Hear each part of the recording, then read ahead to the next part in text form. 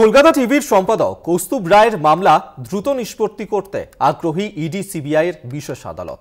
ইডির তদন্তে খুশি নয় আদালত। এজলাসে উপস্থিত ইডি আধিকারিককে আদালতের প্রশ্নবাণে খেই হারালেন ইডির আধিকারিক।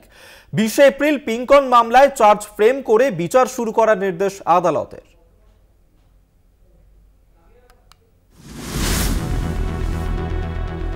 ইডির তদন্ত নিয়ে আদালত সন্দিহান।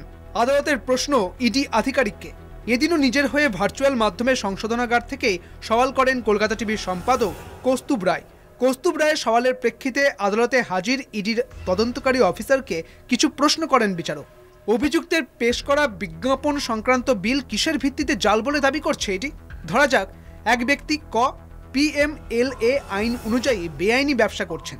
সেই ব্যবসার খুঁটিনাটি না জেনেই যদি অন্য এক ব্যক্তি নিজের চ্যানেল পরিচালনার স্বার্থে ব্যক্তির কাছ থেকে বিজ্ঞাপন নিয়ে থাকেন, তাহলে তাকেও কি এই একই আইনে অভিযুক্ত করা যায়? ব্যক্তি হিসেবে যখন সাজাপ্রাপ্ত, তখন সেই সাজাপ্রাপ্ত আসামির বয়ানের ভিত্তিতে অপর ব্যক্তি কে কি গ্রেপ্তার করা যায়? এই মামলার মূল তদন্তকারী অফিসার বিশেষ কারণে নেই। বর্তমান তদন্তকারী অফিসার এই মামলার বিষয়বস্তু সম্পর্কে এখনও যথেষ্ট ওয়াকিবহাল নন।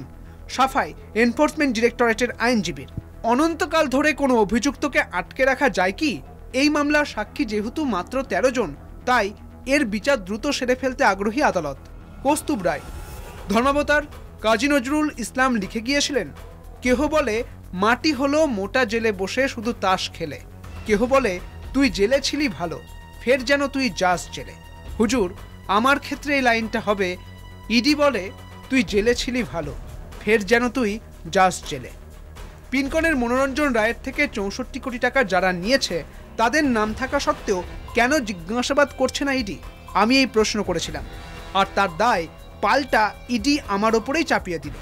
বলছে আমি নাকি সব জানি। অন্যের অপরাধ আমার ওপর এভাবে চাপিয়ে দেওয়ার এই নতুন ধরন বোধহয় লিগ্যাল ডিপফেক। অপরাধ করলো একজন, তা চাপিয়ে দেওয়া হলো অন্যজনের ওপর। বিচারক ইডির আইনজীবীকে। হাইকোর্টে জামিন খারিজের পর এই মামলায় তদন্ত কতটাই গিয়েছে? কৌস্তুভ রায়। হুজুর, আমি মামলার ট্রায়াল চাই। যদি দোষী হই তাহলে আমার সর্বোচ্চ সাজা হোক, আর যদি ইডির তদন্তকারী অফিসার আমার নামে মিথ্যে মামলা সাজিয়ে থাকেন, তাহলে তার সাজা চাইছি। আমায় মামলায় জেরা পর্যন্ত করা হয়নি, সাবসিকুয়েন্ট ডেভেলপমেন্ট কিছুই নেই। পরবর্তী শুনানির জন্য 20 এপ্রিল নির্ধারণ করল আদালত। কলকাতা টিভি।